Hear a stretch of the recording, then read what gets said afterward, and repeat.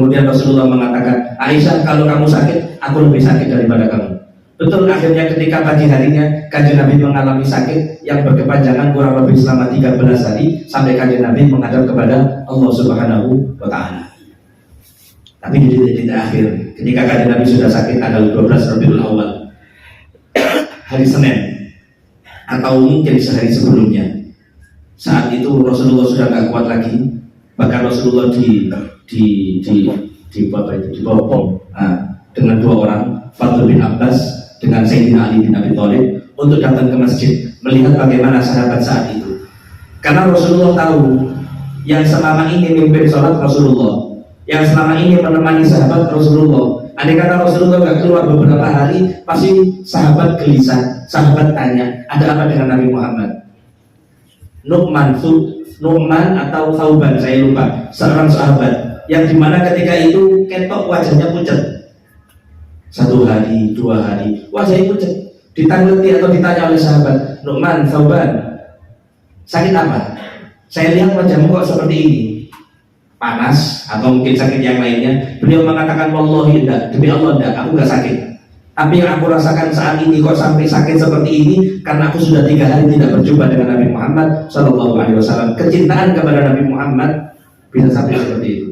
Susah mereka ketemu dengan Nabi SAW. Sehingga ketika Sayyidina Abu Bakar As-Siddiq detik-detik wafatnya, ketika beliau sakit, beliau mengatakan, wa syauqa ila Rasulillah. Ya Allah, aku kangen menang kanjeng Nabi.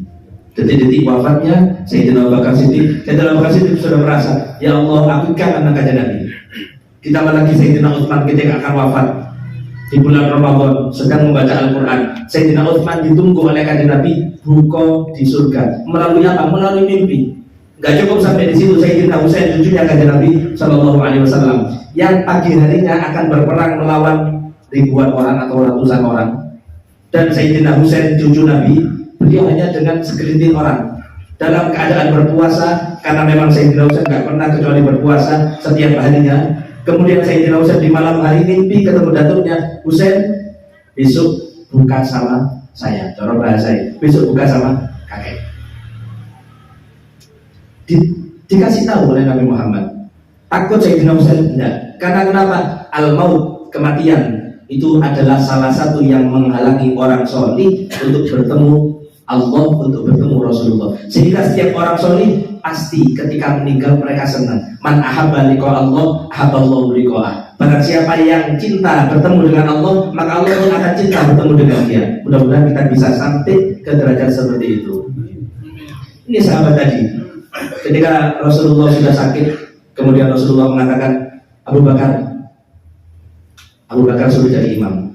Abu Bakar suruh jadi imam.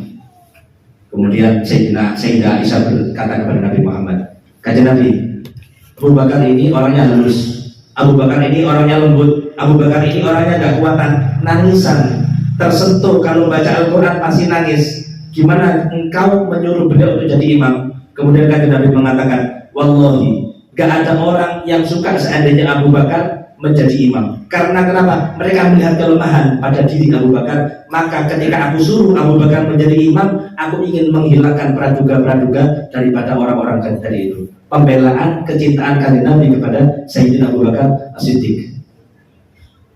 Bahkan Sayyidina Umar ketika ditanya, Umar, apa yang kamu gak bisa menyamai daripada amalnya Abu Bakar As-Siddiq? Kemudian Sayyidina Umar mengatakan, 3 hari yang dialami Sayyidina Abu Bakar itu tidak akan bisa Umar menandingi ibadah seumur hidup. Apa yang dimaksud 3 hari itu? 3 hari kebersamaan Sayyidina Abu Bakar bersama Nabi Muhammad ketika berada di Gua Thur, bersembunyi bersama Nabi SAW. Pengorbanan. Unta disiapkan oleh Sayyidina Abu Bakar. Rasulullah dengan hijrah, Rasulullah masih gak ngajak orang. Rasulullah gak mengindikasikan aku hijrah sama fulan, aku berangkat sama fulan, aku berangkat dengan siapa, aku berangkat mulai kapan. Tidak ada. Tapi Sayyidina Abu Bakar dengan penuh harap, beliau siapkan 2 unta, 2 kendaraan saat itu.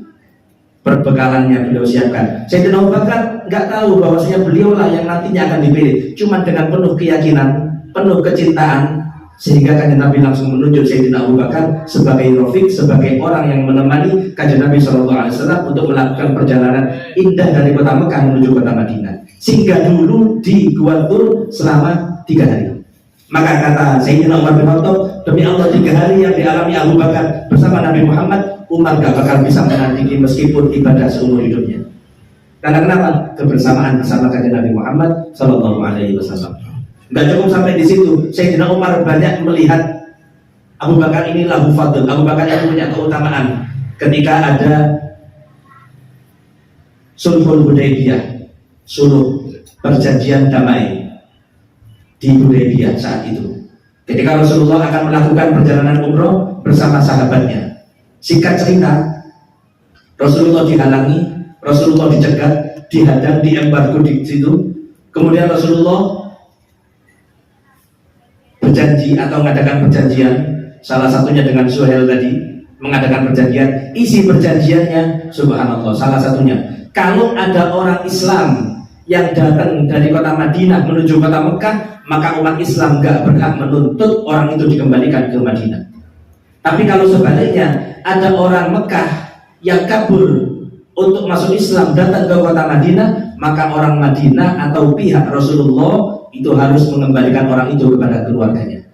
Di satu sisi melihat ini adalah perjanjian yang merugikan umat Islam, ini perjanjian yang merendahkan agama Islam. Selesai perjanjian, Sayyidina Umar bin Khattab lari datang kepada Sayyidina Abu Bakar, kemudian mengatakan, kalau fansnya Habib Ali Al-Hamid, beliau mengatakan, Sayyidina Umar bin Khattab datang kepada kanjeng Nabi SAW, kemudian sedikit protes ke kanjeng Nabi.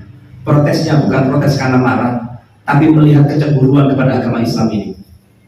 Sayyidina kanjeng Nabi, ya, bukankah kita umat Islam? Ya, kita Islam. Bukankah mereka orang musyrik? Ya, mereka musyrik.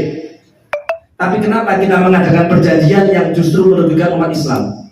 Kemudian dikatakan oleh Nabi Muhammad, Umar, ini Rasulullah. Umar, aku ini kanjeng Nabi. Aku ini adalah utusan Allah Subhanahu Wa Taala, dan Allah pasti akan menolong nabinya.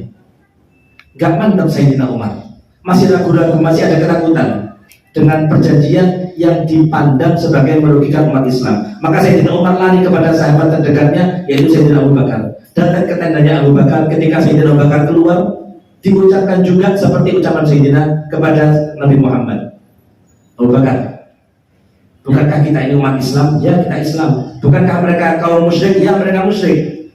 Terus kenapa kita mengadakan perjanjian yang merendahkan atau menghinakan agama kita sendiri? Maka jawaban Sayyidina Abu Bakar, Umar, inna Rasulullah, sesungguhnya beliau adalah utusan Allah Subhanahu Wa Taala. Kaget Umar melihat jawaban yang sama daripada Sayyidina Abu Bakar, persis gak buang sedikit pun daripada jawabannya Nabi Shallallahu Alaihi Wasallam. Maka Sayyidina Umar mengatakan, sejak itu aku takut, aku khawatir bahwasanya ucapanku, protesku ini nantinya akan menjadi sebab aku celaka. Mulai saat itu aku rajin sholat tambahi, sholat sunnahnya, aku rajin puasa, aku rajin memerdekakan budak, aku rajin sedekah. Untuk apa? Khawatir ucapanku yang salah tadi itu menjadi sebab aku celaka nantinya. Jangan tegang, ya. Tegang, aku udah tegang ini. Fokus. Tenang-tenang ini. Ini kembali ke tadi. Sayyidina Abu Bakar jadi imam. Dalam satu riwayat, Sayyidina Bilal adzan. Ketika Sayyidina Bilal adzan, Bilal tolak oleh kanjeng Nabi nggak keluar. Ini waktu sudah lewat lama. Kemudian Sayyidina Bilal ngomong, Umar, imam, Umar, Umar, imam. Langsung Sayyidina Umar menjadi imam, mengucapkan takbir. Karena rumah Nabi Muhammad berdekatan dengan masjid, takbirnya Sayyidina Umar didengarkan oleh Nabi Muhammad. Rasulullah yang sakit saat itu langsung berdiri, langsung manggil kepada sahabat, Umar, ojo pokok jadi imam. Umar jangan suruh untuk menjadi imam. Selesai sholat, Sayyidina Bilal dimarahi oleh Sayyidina Umar, dan Sayyidina Umar mengatakan, waihak ya Bilal, celaka kamu wahai Bilal. Aku kira kamu menyuruhku itu karena kamu disuruh Nabi Muhammad SAW.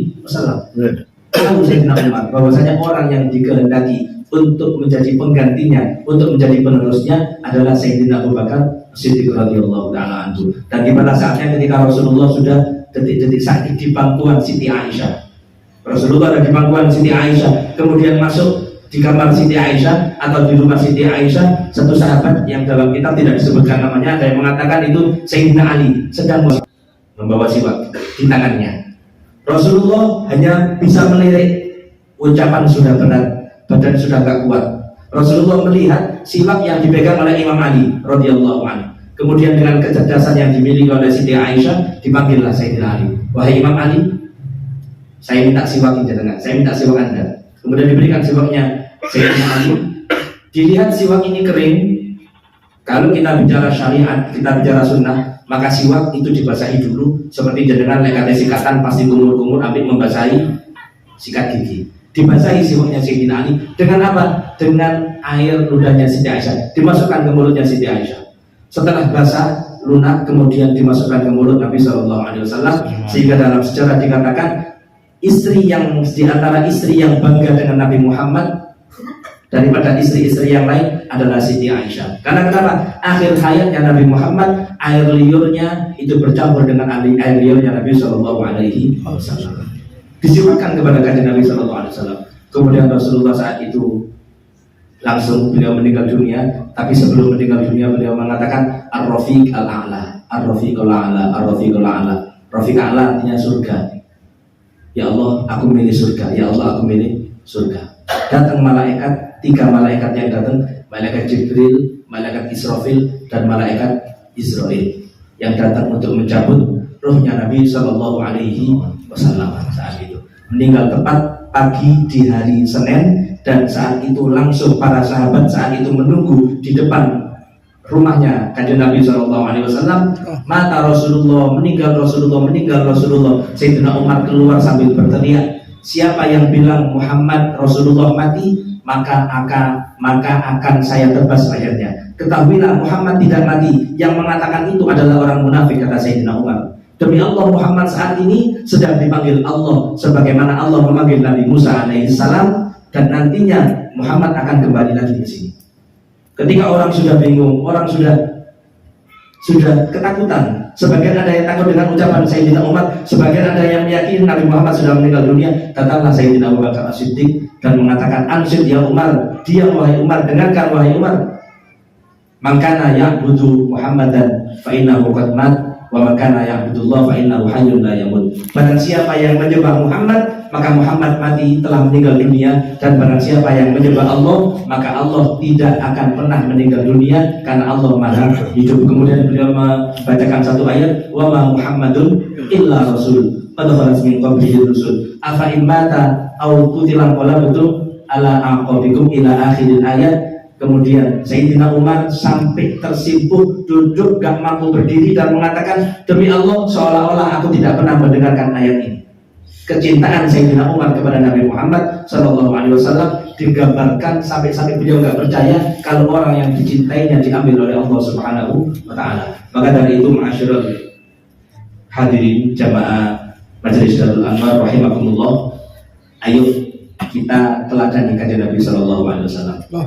Kalau ingin bahagia, wis kalau mana contohnya melok kanjeng Nabi. Di mana didapatkan? Di majelis ilmu. Di mana dibacakan? Di majelis ilmu. Di mana kita bisa mengenal? Di majelis ilmu. Karena dengan wasilah-wasilah tadi itulah kita digolongkan dengan orang-orang yang mulia. Terlebih lagi ketika kita Nun Sewu Ustaz Fadil menceritakan Ki Hamid, saya menceritakan Abu Hasan, Mu'alim Betawi menceritakan Habib Abdul Qadir dan Habib Abdullah, Ustaz Maulana menceritakan Habib Salim. Ketika kita menceritakan sosok-sosok orang-orang solih, ketahuilah mereka mulia karena mereka mengikuti Nabi SAW. Maka hakikatnya orang yang bercerita tentang ulama itu juga bercerita tentang keindahan akhlak yang dimiliki Nabi Muhammad SAW, sebagaimana dikutip dalam kitab Maulid, fama wama min khuluqin fil bariyati mahmud illa wa huwa mutalaqan an zaidin. Wujud tidak ada akhlak yang indah yang dimiliki oleh setiap orang kecuali pasti itu diambil daripada akhlaknya Nabi SAW. Maka mudah-mudahan dengan tempat atau dengan pembacaan Maulid tadi, perkumpulan yang mulia ini dengan para habaib, mudah-mudahan turun rahmat semakin banyak keluar dari tempat ini, kecintaan ditambah, keringanan untuk ibadah ditambah. Kita dihalangi daripada kemaksiatan kepada Allah Subhanahu wa taala, dan khususnya bulan Rabiul Awal ini menjadi sebab kita semua bisa melihat Nabi Muhammad SAW. Mudah-mudahan sebelum meninggal dunia dan lebih lagi nanti kita bisa berharap dikumpulkan bersama Nabi besar Muhammad SAW. Mungkin itu yang bisa kami sampaikan, kurang lebihnya mohon maaf. Sebelumnya ada pengumuman lagi dari saya, bisa kita banggakan mudah-mudahan dan menjadi sebab kita dikumpulkan bersama Nabi Muhammad Sallallahu Alaihi Wasallam. Salawat serta salam semoga selalu dicurahkan, terlimpahkan kepada Nabi besar Muhammad Sallallahu Alaihi Wasallam yang kurang lebih selama 23 tahun beliau mengemban sebuah amanah dari Allah Subhanahu Wa Taala. Bukan amanah yang kecil, tapi amanah yang besar, dan amanah itu bisa kita rasakan sampai sekarang ini tidak lain karena perjuangan Nabi besar Muhammad Sallallahu Alaihi Wasallam bersama para sahabat-sahabatnya. Hadirin jamaah, teman-teman Majelis Darul Anwar yang mudah-mudahan dirahmati Allah. Jika berbicara tentang Nabi Muhammad, keindahan fisiknya, kemuliaan akhlaknya, sebenarnya memang yang lebih pantas itu adalah orang-orang yang hatinya bersih, perilakunya sesuai dengan ucapannya. Tapi untuk menyambung keberkahan dan sesuai dengan ucapan syair yang mengatakan, walain madahtu Muhammadan biqasidati falaqad madahtu qasidati bi Muhammadi. Sebuah nasihat daripada seorang syair yang mengingatkan kula jenengan muji kanjeng Nabi Muhammad Sallallahu Alaihi Wasallam. Kadang salawat kita banyak, kemudian timbul rasa salawatku wis akeh. Kadang kita istiqomah hadir maulid, kemudian ada bangga kepada kehadiran kita di majelis-majelis maulid. Seorang ulama tersebut mengatakan untuk menasihati kita, menegur kepada kita, walain madahtu Muhammadan biqasidati, ketika aku memuji Nabi Muhammad dengan sebuah pujian, aku bikin sebuah syair untuk memuji Nabi Muhammad, hakikatnya adalah walaqad madahtu qasidati bi Muhammadi. Nabi Muhammad bukan saya puji, tapi hakikatnya adalah syairan tersebut, puisi tersebut, karya tersebut saya puji dengan sebutan nama Muhammad Sallallahu Alaihi Wasallam. Saat teman nih, sebenarnya kulo jangan hadir hari ini, siapa yang gak maksiat kepada Allah Subhanahu Wa Taala? Mulai isu sampai sakurungi hadir, siapa yang gak maksiat kepada Allah Subhanahu Wa Taala? Ada mungkin, cuman sedikit di antara kita atau di antara siapapun. Tapi dengan maksiat yang begitu banyak, diakui gak diakui, kita pasti ada maksiat. Lihat kemuliaan Allah kepada kita, kemurahan Allah kepada kita, tetap diundang hadir, digerakkan hatinya untuk ikut satu majelis yang di situ untuk memuji Nabi Muhammad Sallallahu Alaihi Wasallam. Cara bahasa ya Allah, sing muji orang-orang berdosa. Yang memuji Nabi Muhammad ini orang-orang yang masih tiap harinya berlumuran dosa. Tapi sekali lagi, ini semuanya adalah rahmat dari Allah Subhanahu Wa Taala kepada kita, mengingatkan kita supaya satu, la tainas, ojo sampai ono putus asa, supaya kita gak putus asa dari rahmatnya Allah. Mahmakan natil maksiat yang kita lakukan apapun, tetap perbuatan baik, majelis sing api, kumpul dengan orang soleh, itu jangan sampai ditinggalkan.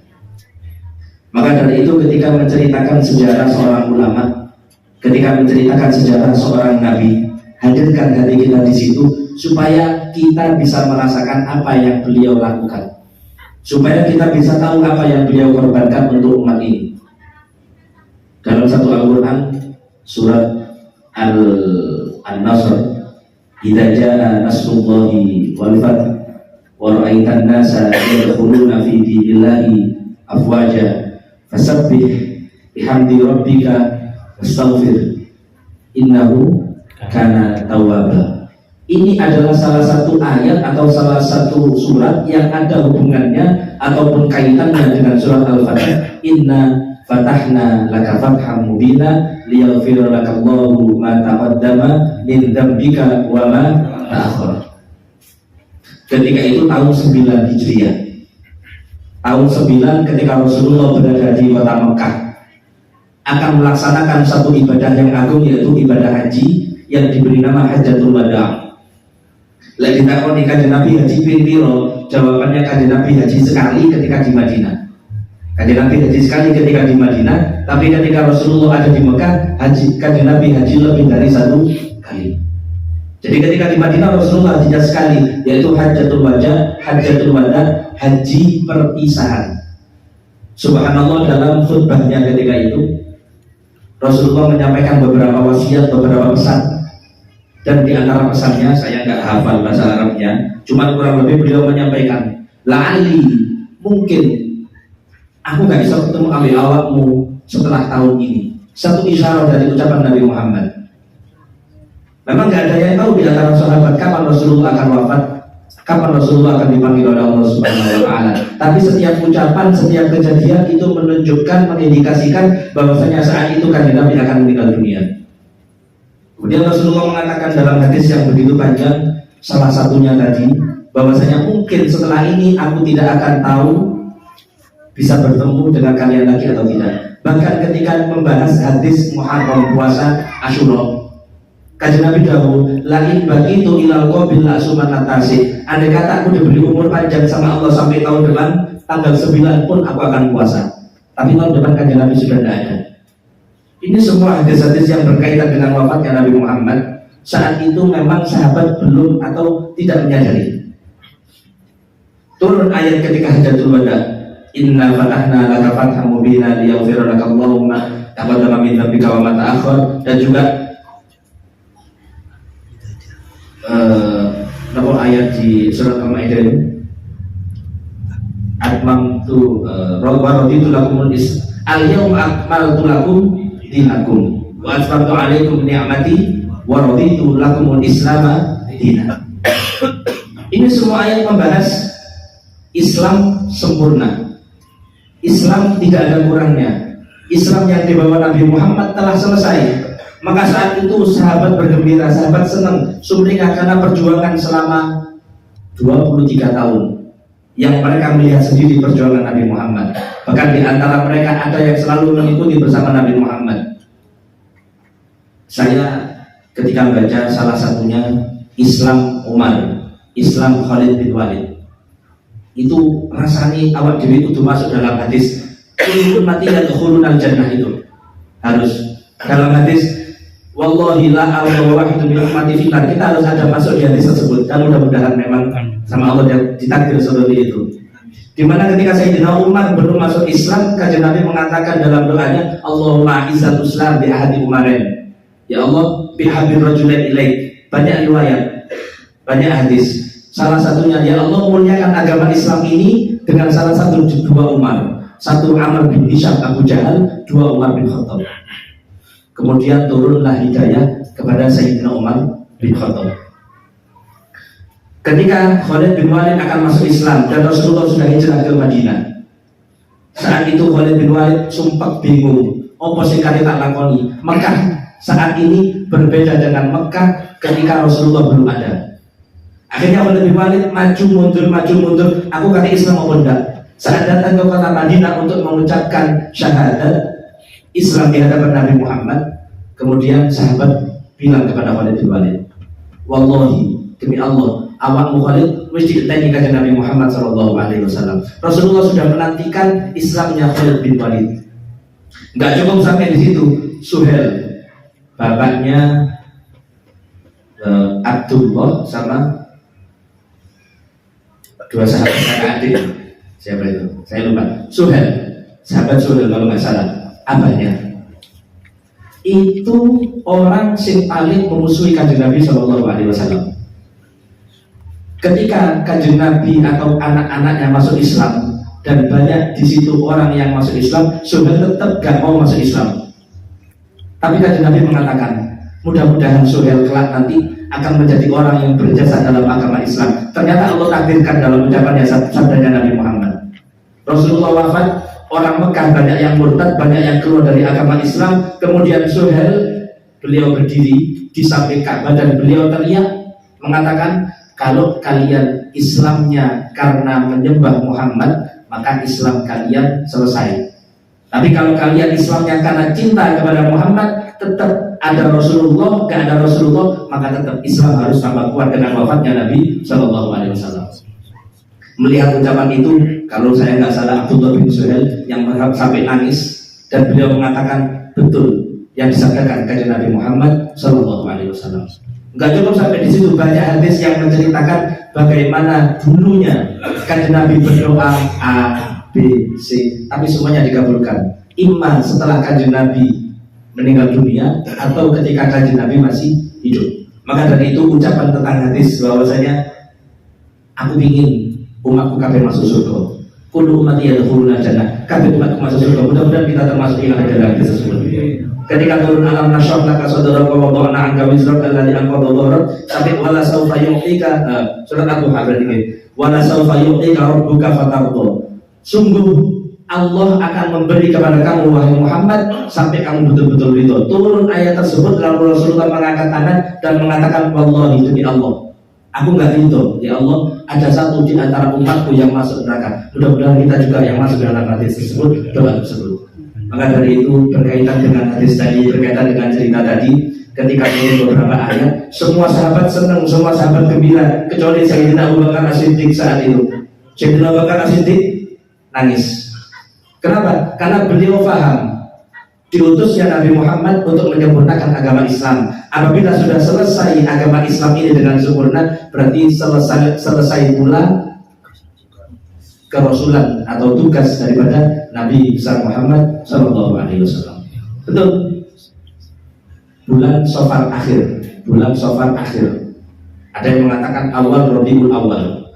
Rasulullah sakit keras dan saat itu Rasulullah sakitnya dimulai dari malam hari ketika Nabi Muhammad ziarah ke Baqi di makam para sahabat, di makam orang-orang yang ada di Rasulullah malam hari datang ke Baqi berziarah di situ. Setelah Rasulullah di situ berziarah kepada makam beberapa sahabat yang dimakamkan di situ, Rasulullah pulang ke rumahnya melihat Siti Aisyah saat itu juga sedang sakit. Kemudian Rasulullah mengatakan, Aisyah, kalau kamu sakit, aku lebih sakit daripada kamu. Betul, akhirnya ketika pagi harinya kanjeng Nabi mengalami sakit yang berkepanjangan kurang lebih selama 13 hari sampai kanjeng Nabi menghadap kepada Allah Subhanahu wa Ta'ala. Tapi di titik akhir, ketika kanjeng Nabi sudah sakit tanggal 12 Rabiul Awal, hari Senin atau mungkin sehari sebelumnya, saat itu Rasulullah sudah gak kuat lagi, bahkan Rasulullah dibopong dengan dua orang, Fadl bin Abbas dengan Sayyidina Ali bin Abi Thalib, untuk datang ke masjid melihat bagaimana sahabat saat itu. Karena Rasulullah tahu yang selama ini memimpin sholat Rasulullah, yang selama ini menemani sahabat Rasulullah. Andai kata Rasulullah nggak keluar beberapa hari, pasti sahabat gelisah, sahabat tanya, ada apa dengan Nabi Muhammad? Nu'man atau Thauban, saya lupa, seorang sahabat yang dimana ketika itu ketok wajahnya pucat. 1 hari, 2 hari, wajahnya pucat. Ditangleti atau ditanya oleh sahabat, Nu'man, Thauban, sakit apa? Saya lihat wajahmu kok seperti ini. Panas atau mungkin sakit yang lainnya. Beliau mengatakan, wallahi enggak, demi Allah enggak, aku enggak sakit. Tapi yang aku rasakan saat ini kok sampai sakit seperti ini karena aku sudah 3 hari tidak berjumpa dengan Nabi Muhammad Shallallahu Alaihi Wasallam. Kecintaan kepada Nabi Muhammad bisa sampai seperti itu. Susah mereka ketemu dengan Nabi Shallallahu Alaihi Wasallam. Sehingga ketika Sayyidina Abu Bakar As-Siddiq detik-detik wafatnya, ketika beliau sakit, beliau mengatakan, wa syauqa ila Rasulillah. Ya Allah, aku ini kangen memenangkan Nabi. Detik-detik wafatnya Sayyidina Abu Bakar Siddiq, Sayyidina Abu Bakar Siddiq sudah merasa, ya Allah, aku kangen kajian Nabi. Ditambah lagi Sayyidina Utsman ketika akan wafat di bulan Ramadan sedang membaca Al-Quran. Sayyidina Utsman ditunggu oleh kajian Nabi buka di surga. Melalui apa? Melalui mimpi. Nggak cukup sampai di situ, Sayyidina Husain cucunya kanjeng Nabi Shallallahu Alaihi Wasallam yang pagi harinya akan berperang melawan ribuan orang atau ratusan orang. Dan Sayyidina Husain cucu Nabi, beliau hanya dengan segelintir orang dalam keadaan berpuasa, karena memang Sayyidina Husain nggak pernah kecuali berpuasa setiap harinya. Kemudian Sayyidina Husain di malam hari mimpi ketemu datuknya, Husain besok buka sama saya, cara bahasa besok buka sama kakek. Dikasih tahu oleh Nabi Muhammad. Takut Sayyidina Husain? Enggak. Karena kenapa?